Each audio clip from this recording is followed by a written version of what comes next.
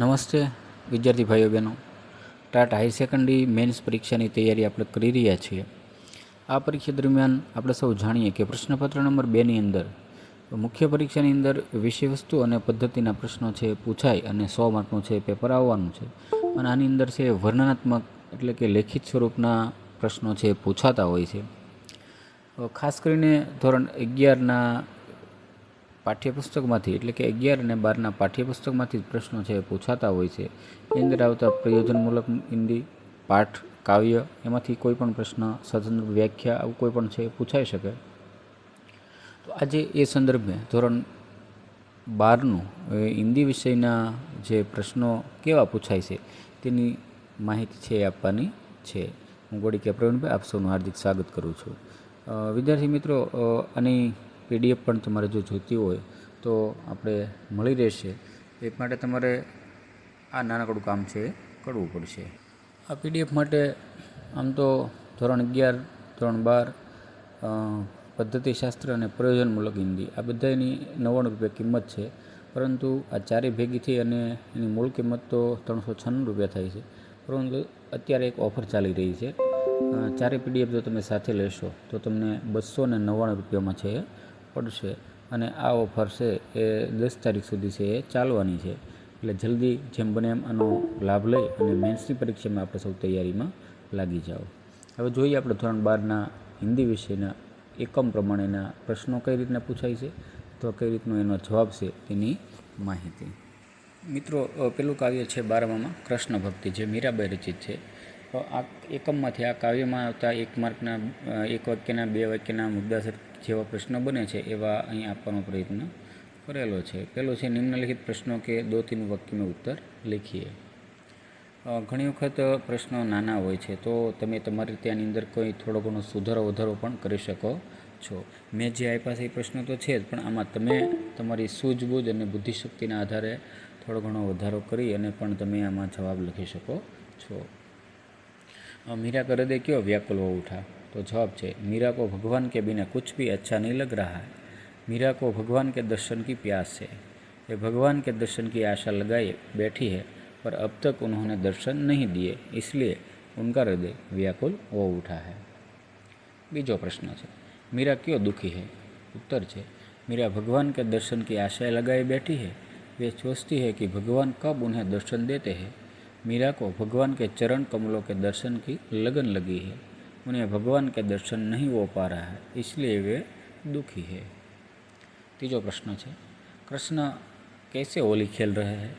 जवाब है कृष्ण युवा व्रज नारियों और प्राण प्यारी राधा के साथ होली खेल रहे हैं.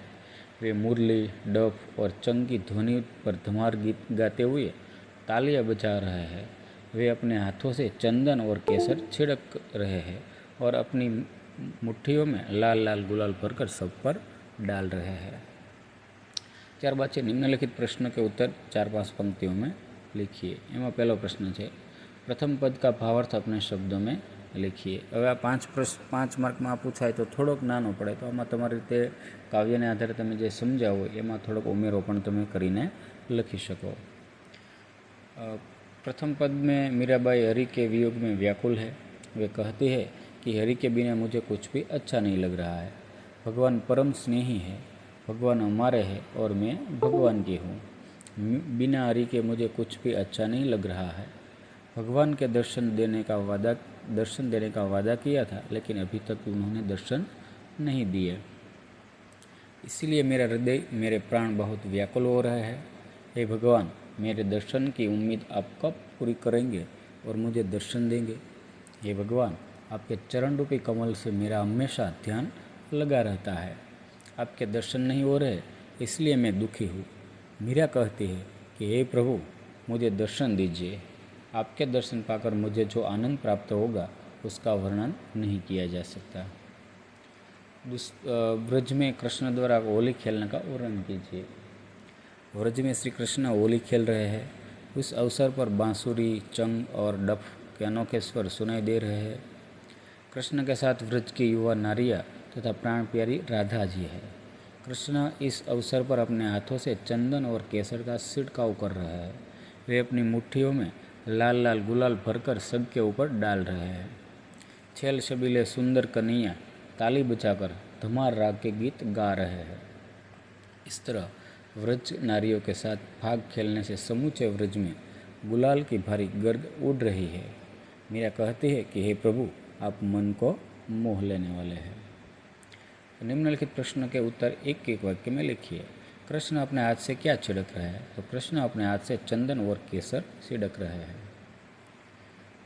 मीरा को किसने आने के लिए कहा? तो मीरा को हरि ने आने के लिए कहा। कृष्ण क्या कर रहे हैं? कृष्ण होली खेल रहे हैं। कृष्ण के साथ कौन कौन होली खेल रहा है? कृष्ण के साथ राधा और व्रज की युवा नर नारियाँ होली खेल रही है। कृष्ण किस राग में गीत गा रहा है? कृष्ण धमार राग में गीत गा रहे हैं। ત્યારબાદ વ્યાકરણના કેટલાક પ્રશ્નો છે। સમાનાર્થી શબ્દો છે એ રહેલા છે। ત્યારબાદ વિલોમ શબ્દ છે। આ ઉપરાંત આ તત્સમ શબ્દો છે। ત્યારબાદ પ્રત્યય, उपसर्ग, शब्द समूह के लिए शब्द, स्नेह करने वाला स्नेही, गिरी को धारण करने वाला गिरधारी, व्रज में निवास करने वाली स्त्री व्रजनारी और रस लेने वाला रसिक। त्यारबाद शुद्ध अशुद्ध वाक्य है एनी पण माहिती है मित्रों अहीं आपेली है। अशुद्ध वाक्य पण पूछाता होय छे। त्यारबाद बीजू एकम है नमक का दरोगा। तो एमां प्रश्न जोईए आपणे। विद्यार्थी मित्रों, मैं तमने कीधुं एम के प्रश्न जो तमने नानो लागतो होय तो तमे पाठ के काव्यने आधारे तमे सुधारो एटले एमां थोड़ा घणा सुधारा आपणे पाठ के काव्य वांचવું જ હોય છે, तो एना आधारे पण तमे थोड़ोक एमां વધારો કરી શકો। पहलो प्रश्न है, वृद्ध मुंशी जी क्यों फूले न समाये? तो जवाब है, मुंशी जी के पुत्र अच्छे शकुन से घर से निकले थे। जाते ही जाते नमक विभाग के दारोगा पद पर उनकी नियुक्ति हो गई। अच्छा वेतन और अच्छी ऊपरी आय वृद्ध मुंशी जी को जब वह सुखद संवाद मिला तो वह फूले न समाये। बीजो प्रश्न है, वंशीधर रात को जमुना नदी पर क्यों गए? वंशीधर का ऑफिस जमुना नदी के 1 मील की दूरी पर था। रात में वंशीधर जो सो रहे थे, नदी पर गाड़ियों की गड़गड़ाहट और मल्लाहों का कोलाहल सुनाई कर वे उठ बैठे। उन्हें लगा कि इतनी रात गई गाड़ियाँ क्यों नदी के पार जा रही है, अवश्य कुछ गोलमाल है। सच्चाई जानने के लिए वंशीधर रात को जमुना नदी पर पहुंच गए। तीजो प्रश्न, पंडित अलोपीदीन को क्यों हिरासत में लिया गया? उत्तर है, नमक के दारोगा वंशीधर ने पंडित अलोपीदीन की नमक की गाड़ियों को नदियों के पार जाते हुए पकड़ा था और उन्हें रोक लिया था। पंडित अलोपीदीन ने उससे पैसे लेकर मामले को रफा दफा करने का आग्रह किया, पर वंशीधर किसी भी कीमत पर उन छोड़ने को राजी नहीं हुआ और उसके आदेश से उन्हें हिरासत में ले लिया। चौथा प्रश्न है, वंशीधर की अदालत में क्यों हार हुई? अदालत में अधिकारी वर्ग से लेकर छोटे से छोटा कर्मचारी पंडित अलोपीदीन के भक्त थे। सबको ताज्जुब हो रहा था कि वे कानून के पंजे में आए कैसे। अदालत में तुरंत वकीलों की सेना तैयार हो गई। वंशीधर के गवाह लोभ से डामाडोल थे। सभी कर्मचारी अलोपीदीन का पक्षपात कर रहे थे। डिप्टी मजिस्ट्रेट ने अपनी तजवीज़ में पंडित अलोपीदीन के विरुद्ध दिए गए प्रमाण को निर्मूल और भ्रामक कर दिया और इसलिए वंशीधर की हार हो गई। त्यारबाद है प्रश्न कि पंडित अलोपीदीन के व्यक्तित्व का परिचय दीजिए। पंडित अलोपीदीन अपने इलाके के सबसे प्रतिष्ठित जमींदार थे। उनका लंबा चौड़ा कारोबार था, व्यापार था। वे बड़े चलते पुरजे आदमी थे। अफसरों और अधिकारियों से लेकर हर छोटे बड़े आदमी पर उनका एहसान था। अपने सजीले रथ पर सवार होकर चलना उनका शौक था। उनका लक्ष्मी जी पर अखंड विश्वास था। वे संसारी नहीं, स्वर्ग पर भी लक्ष्मी का राज होने की बात कहते थे। वे न्याय और नीति सबको लक्ष्मी जी के खिलौने मानते थे। लक्ष्मी जी के सामने वे सरकार और सरकारी आदेश को कोई महत्व नहीं देते। वे अपने प्रभाव के बल पर अदालत का न्याय भी अपने पक्ष में करवा सकते थे और कार्य सिद्ध करने होने पर स्वजन बांधवों को रुपया लुटाने का उनका शौक था।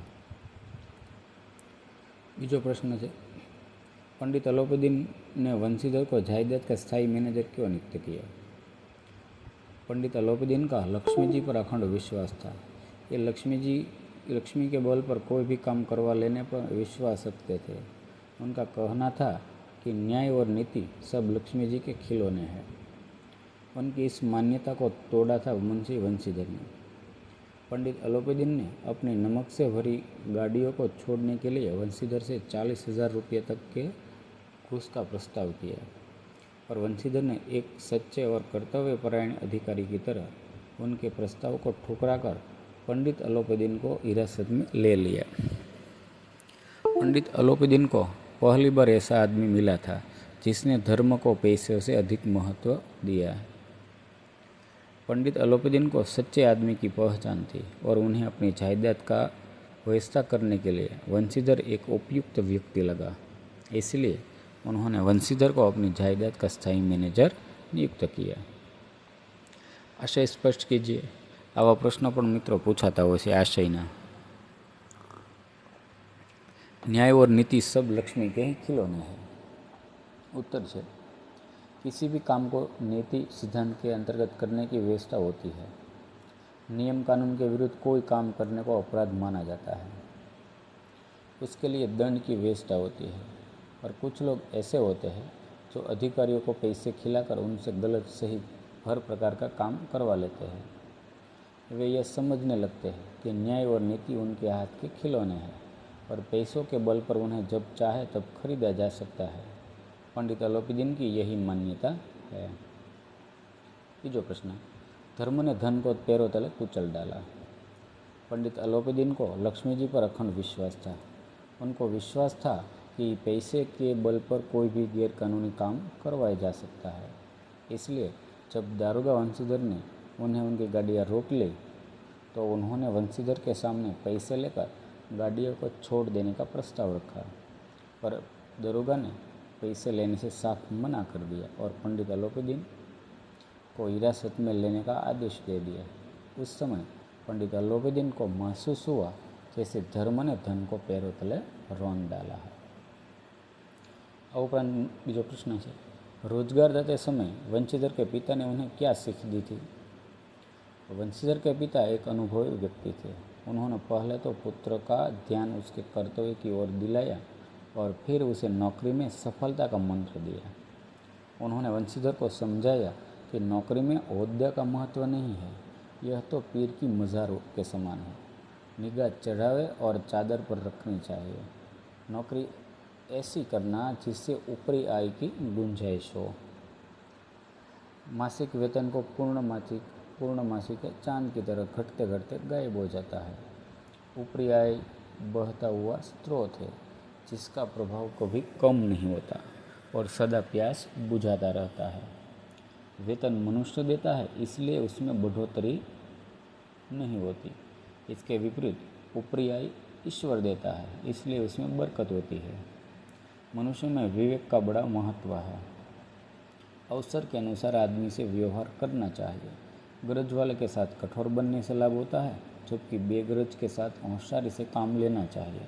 इस प्रकार रोजगार पर जाते समय बंशीधर को पिता ने दुनियादारी की महत्वपूर्ण सीख दी। 4 प्रश्न, दरोगा के रूप में मुंशी बंशीधर ने अपनी कर्तव्य निष्ठा का परिचय किस प्रकार दिया? गाड़ी वालों ने पंडित अलोपीदीन को दारोगा द्वारा उनकी गाड़ियाँ रोक दी जाने की सूचना दी। पंडित अलोपीदीन को लक्ष्मी पर अखंड विश्वास था। घाट पर पहुंचकर उन्होंने बड़ी विनम्रता से दारोगा से गाड़ी रोकी जाने का कारण पूछा। दारोगा बंशीधर ने कहा कि सरकारी हुक्म के अनुसार गाड़ियाँ रोकी गई है। तब पंडित अलोपीदीन दारोगा बंशीधर को अपने ऐश्वर्य की मोहिनी से प्रभावित करने का प्रयास करने लगे। इससे अप्रभावित रहकर बंशीधर ने अलोपीदीन को हिरासत में लेने का आदेश दिया। बात बनती न देखकर पंडित अलोपीदीन ने धन की सांख्यिक शक्ति का सहारा लिया। उन्होंने 1,000 से लेकर 40,000 तक की रिश्वत का सुनहरा झाल फेंका, परंतु दारोगा बंशीधर अपने सच्चे मार्ग से नहीं डिगे। ईमान पर डिगे रहकर उन्होंने अलोपीदीन को हिरासत में ले लिया। इस प्रकार दारोगा बंशीधर ने अपनी कर्तव्य निष्ठा का अद्भुत परिचय दिया। एक वाक्य में उत्तर है, पंडित अलोपीदीन कौन थे? तो पंडित अलोपीदीन अपने इलाके के सबसे प्रतिष्ठित जमींदार थे। उनका लंबा चौड़ा व्यापार था। अफसरों अधिकारियों से लेकर हर छोटे आदमी पर उनका पहचान था। वंशीधर किस विभाग के दरोगा थे? वंशीधर नमक विभाग के दरोगा थे। वंशीधर ने पुल पर क्या देखा? तो वंशीधर ने देखा कि गाड़ियों की लंबी कतार पुल के पार जा रही है। पंडित अलोपीदीन को किसने हिरासत में लिया? दरोगा वंशीधर के आदेश पर जमादार बदलू सिंह ने पंडित अलोपीदीन को हिरासत में लिया। मुकदमे में किसकी जीत हुई? मुकदमे में पंडित अलोपीदीन की जीत हुई। वंशीधर की माता की कौन सी कामना मिट्टी में मिल गई? तो वंशीधर की माता की जगन्नाथ और रामेश्वर यात्रा कामना मिट्टी में मिल गई। व्याकरण प्रश्नों है, पर्यायवाची है मित्रों, तमे आ जोई लेजो थोड़ी વાર વિડીયોને અટકાવીને પણ। ઘણા બધા पर्यायवाची શબ્દો છે પણ આની અંદર આપેલા છે। ત્યારબાદ છે એ વિલોમ શબ્દ છે એટલે કે વિરુદ્ધાર્થી શબ્દ છે। પાઠની અંદર આવતા ઘણા બધા વિરુદ્ધાર્થી શબ્દોનો પ્રયત્ન છે કરેલો છે। ત્યારબાદ છે તત્સમ રૂપ આપવું એવો છે। પ્રત્યય અલગ કીજીએ, ઉપસર્ગ અલગ કીજીએ, વિશેષણ વાક્ય છે પહચાનવાનું છે। શબ્દ સમૂહ છે, શબ્દ સમૂહ પણ ઘણા બધા છે આપેલા છે।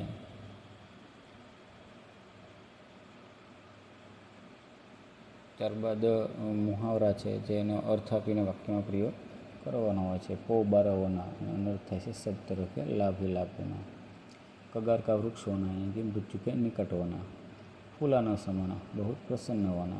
खाली अर्थ है, वाक्य प्रयोग તમે તમારી રીતે પણ કરી શકો છો। चलता पुरजा होना એટલે કે ચાલાક વ્યક્તિ होना। कौड़ियों पर ईमान बेचना એટલે કે थोड़ो पैसों में बिक जाना। इज्जत धूल में मिलना कि दूसरों की नज़र से गिर जाना। नीविला देना जड़ के आधार कमज़ोर करना। मिट्टी में मिलना नो अर्थ है बर्बाद होना। मन का मेल मिटना એટલે કે किसी के प्रति मन में बनी गलत धारणा मिटना। निगाह में बांधना तो सदा याद रखना। हृदय में शोल उठना होता है ईर्ष्या होना। ત્યારબાદ કેટલાક શબ્દાર્થો પણ છે મિત્રો અહીં આપેલા છે। આમાંથી પણ ક્યારેક છે એ પ્રશ્ન પૂછાઈ જતો હોય છે, તો કેવા કેવા શબ્દાર્થો હતા એ પણ છે અહીં આપેલા છે। તો આ રીતે વિદ્યાર્થી મિત્રો આજે આપણે આ વિડીયો દ્વારા 2 એકમ સુધી છે રાખીએ। વિડીયો સારો લાગે તો અવશ્ય કોમેન્ટ કરજો અને ચેનલમાં નવા હો તો સબસ્ક્રાઈબ કરી લેજો અને આવા જ વિડીયો જોવા માટે મારી સાથે જોડાયેલા રહો।